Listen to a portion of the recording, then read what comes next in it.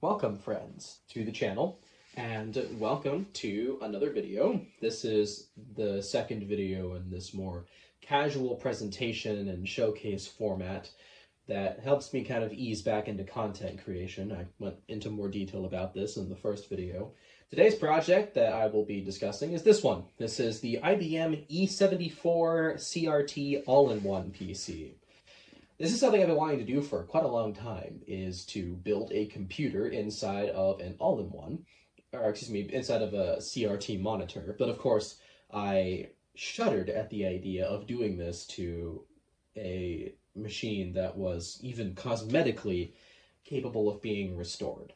I didn't want to gut a working model. I didn't even want to gut a non-working model that still was in good cosmetic shape or physical shape, because I figured someone would want to rebuild it. I don't want to take any of these out of commission that can't be brought back, because they're not making more of them, right? So this was honestly a perfect example. And I'll demonstrate with some images that you can see coming across the screen as I kind of discuss this, but this was in really bad shape. This was pulled out of a woodshed. It had been outside for over a decade at least. The owner wasn't 100% sure how long it had been there, but it had been a long time. And this particular monitor was just trashed. It was really bad. It's got tons of scratches and dings and dents all over it, and it was pretty rusty. Actually, extremely rusty on the inside. Everything was just caked, and there were bugs in it. I cleaned all that stuff out before I took the pictures, but it was pretty bad. There was mud and dirt caked up in there. I did attempt to see if it would do something, but nah, it doesn't even turn on high voltage. It was just totally busted. And I did shop around a little bit to try and see if I could give the internals away anyway, because the tube actually didn't look smashed or cracked at all. But unfortunately, I couldn't find anybody who would take it or pay for shipping, because I just couldn't afford to do it at the time. And so unfortunately, all that had to be thrown out. It hurt me to do that, but I did have to do it. And because I couldn't hold on to it. But I was able to keep the shell, and this was finally an opportunity to respectfully do this conversion to a device that, realistically, if I hadn't touched it, it would have been chucked straight into the recycler, right? And I mean, you could say that about the tube and the guts as well, right? If I hadn't been the one to come by and say, yeah, I'll take this literal crusty, dirty pile of stuff. There was a tower and a couple other things as well that I took from that as well. The tower I ended up fixing, actually, but this one not so much. But yeah, if I wasn't the one that took that stuff, it would have just gone straight in the trash. He even told me to my face, the owner of it. But either way, it is what it is. The tube was removed, obviously. In its place is a 2008 Dell Ultra Sharp. It's a 17-inch panel. It actually extends all the way into these bezels. I'll show you more detail in a second. And if you're wondering where this panel came from, well, it's actually funny. In the first video of this series that I did on Datsun 910Z, you can actually see the shell that this panel came from. It's the exact same monitor. I kept the shell of that because, believe it or not, that's not the first time I've done a silly thing with the shell of an LCD. And so I knew I was going to use it. So when I did this project, I kept that shell. And then when 910Z happened, I already had that lying around. In fact, I've actually got another dead LCD monitor underneath. You can't see it here, but it's like a NEC monitor. That one literally went out on me, just died. And so I pulled it out, put another one that I had in place, my main system, because I like square, I just do. And so now that shell is down there, waiting to be used for something else. I have no idea what I'm going to use it for, but I know I'm going to use it eventually. So it'll sit there for now. Yeah, so this is just basically a 2008 Dell LCD, 1280 by 1024 resolution. Honestly, the colors are fantastic. When I brought this to shows, I brought this to one show so far, VCF SoCal 2025. And I was surprised how many people thought this was an OLED panel. Because it's not. It's not even a new LCD. It's a very old LCD. But, I mean, in my opinion, these are slept on. The colors are gorgeous. The contrast is pretty great. And especially with, more vintage content. Like, this is running Windows 7. And, of course, I have the architecture wallpaper on there with that, like, rusted coppery background in there. Because I love the look of that background so much. It's one of my favorite default wallpaper in Windows 7. And it just really plays to the strengths and the richness and the warmth of these old LCDs, especially these Dell LCDs from the late 2000s. They are fantastic. Highly recommend. Hello. Editor Eli here. You're probably wondering, because you've seen the footage, how I shrunk the screen in. In the NVIDIA control panel, you can specify a custom resolution But you can also open what's effectively a keying window where you can go corner by corner and pretty much dial in the viewable window to wherever you want.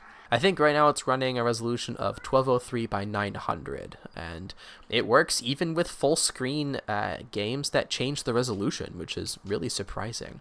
Let's discuss the rest of the build. Starting with the power button, this is the one thing that actually works on this front piece. Obviously, this is replaced. This is an aftermarket button. This angle is intentional, yep, and not because I tightened it up and then realized it was wrong and then couldn't undo it. No, that's not the reason. And these buttons don't do anything anymore. You'll see when I flip this around, there is literally no room to do anything with that. Where the buttons go is literally right up against the power supply. It's not possible to change it even if I wanted to, and I don't, because I don't need it. I don't even have the buttons for this panel hooked up to it anymore, so I can't change any of the settings, because I just don't need to. It's clever enough to figure it out, and I already have it dialed in. It'll be fine. So what do we have here? Well, what we have here is a mini ITX system that is being liquid cooled and has a 2-slot full-size graphics card installed as well. What makes this particularly interesting, in my opinion, is that this is not using modern hardware. Now, of course, by the standards of retro, and especially by the standards of this tube, it's pretty new, right? But this is running an LGA 1156 platform with a i5 750, if I recall, and a GTX 260, 4 gigabytes of RAM. It is being liquid cooled, but that's to fit within this form factor. And we have a 120 gigabyte SATA SSD. It's probably hard to see it in the picture, but it's here. It's right there. And then we have a 500 watt Flex ATX power supply attached. You can see the original driver board for the monitor as well as the power board. They're just mounted in place. Everything cools just fine. Works perfectly. The DVI cable is just snaked through and plugged right back into the monitor. And I do have a shell for this that fits over top of this, and it fits around everything perfectly. So the build was honestly fairly straightforward. There was a decent amount of measuring and kind of planning some things out, but a lot of it was just sort of sticking it together with what I had. Some parts were bought. The Mini ITX board and the platform that it comes with, ignore the cats, those are the cats. This was bought for a different project that ended up not happening, so I already had it on hand. And again, I personally love LGA 1156. It and LGA 775 are just fantastic platforms. I really enjoy them. So it's great to throw it in here.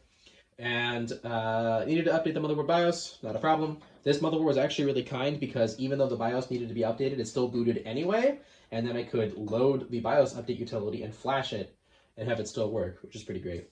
But yeah, this GTX 260 is what's going on here. This graphics card was pulled from e-waste. I got it from a recycler. I didn't expect it to work, but after I cleaned it, it literally worked first try, so that's pretty great. The liquid cooler I bought new old stock. It's for an NZXT H1 2019. It's a small form factor enthusiast level case, and it was obviously not intended for this platform, but I've modified it to make it fit. The fan I already had on hand. The vertical GPU bracket I bought for like 40 bucks. That's what snakes the GPU PCIe slot around. Fan I already had. It's not loud, but it moves a lot of CFM, so that's helpful for that. Obviously, I bought some shortened IEC cables with this splitter, if you will, so that way everything is interconnected for the monitor and for the power supply. The SSD was 10 bucks, and then the power supply was the most expensive part of this. That was around $150 at the time. I didn't buy it for this project. I bought it years previously. I literally bought it because it was the highest wattage Flex ATX power supply you could get at the time. I just knew I was going to need that somehow, and a couple of years later I ended up needing it. So, hey, worked out. Everything else I basically had, just used cables and things already on hand. Tried to tidy up the cable management a little bit, but I really didn't care as much about this one as other ones. I mostly focused on trying to make this as serviceable as possible, and it's still a little annoying to get into an extent. You do have to unbolt a lot of things in specific orders to get to stuff, but honestly, I haven't had to ever take this apart. It just works first try, which is a really nice thing to see. Everything is managed nicely. The only thing I really need to change on this setup, the chassis that goes over this, which I will not be having on for the show, but I still want it to look nice. I kind of like boogered out a hole at the back for the I/O, and it's not tall enough, and it looks like crap. So it's never going to be beautiful, but I do want to go in here and cut this down lower so that it fits the whole I/O shield, and just to make it look as straight as possible, just to make it look nicer. Now, in terms of future adjustments and things I might do with this, the one thing that I'm debating adding to this at some point in the future is internal speakers. I did play around with it a little bit. I managed to pick up this set of speakers for free from a former customer of mine. I think these were intended for some kind of extremely cheap surround sound system or something like that. And they sound way too quiet to be usable. I don't really care about amazing sound quality on this particular build. I just want something serviceable that fits in the chassis. So those were, in theory, going to work out pretty well, but they just don't, unfortunately. So I'm probably going to be buying some Amazon Basics speakers and integrating them into here. And then there is an audio header that obviously is unpopulated right now, right on the corner of that motherboard. So I'm probably going to connect an audio 3.5 millimeter jack internally and then route it to the speakers that way. But other than that, I don't suspect there's anything else that I'll be doing to this project. I'm pretty happy with how everything has turned out. It's really nice to be able to finally kind of check this off my sort of invisible bucket list, if you will, and have a project like this. And it's even nicer to see that everything just works reliably and has no issues. And it's also just really nice to be able to save something like this. And you could argue, obviously, this isn't really saving it because, I mean, it's only a monitor in physical aesthetic only, really. It's not what it used to be, right? If you look at it like cars, right?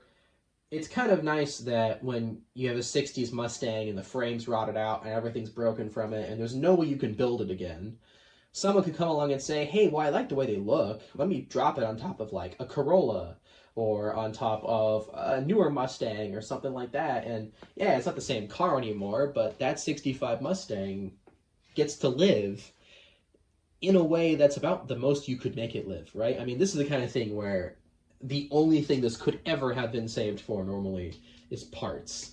And not even that many parts. It's not in good shape, right? And there's a lot of classic cars out there that are like that. People would only really use it to like harvest parts or quarter panels or things like that off of it, and then they would chuck the whole thing.